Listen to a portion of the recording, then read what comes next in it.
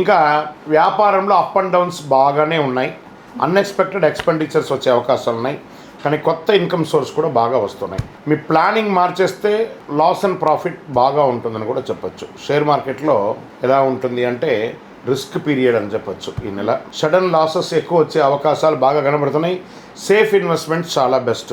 ఎమోషనల్తో invest చేస్తే నష్టపోతారు. ఇంకా ప్రాపర్టీస్, రియల్ ఎస్టేట్లో మిశ్రమమైనటువంటి ఫలితాలు ఉన్నాయి. రెనోవేషన్స్, ఇల్లు రిపేరింగ్, వాస్తు సెట్ చేసుకోవడం, ఇవన్నీ మంచి సమయం. పర్చేస్ అంతా కూడా కాస్త పోస్ట్పోన్ చేయండి. విదేశాల అవకాశాలు మోడరేట్గా ఉంటుంది, అంత గొప్పగా ఉంటుందని చెప్పలేము. వీసా డిలే అవుతుంది. జూన్ నెలలో మీకు మంచి ఎఫెక్ట్ కనబడుతుంది. లాస్ట్ వీక్లో కాస్త ప్రాసెస్ కనబడుతున్నట్టు స్టార్ట్ అవుతుంది. పేషెన్స్తో ఉంటే ఫారిన్ ఛాన్సెస్ కన్ఫామ్గా వస్తుంది. రాజకీయాల్లో కొంచెం బాగా స్ట్రగుల్స్ ఉన్నాయి ఈ నెల, జాగ్రత్త.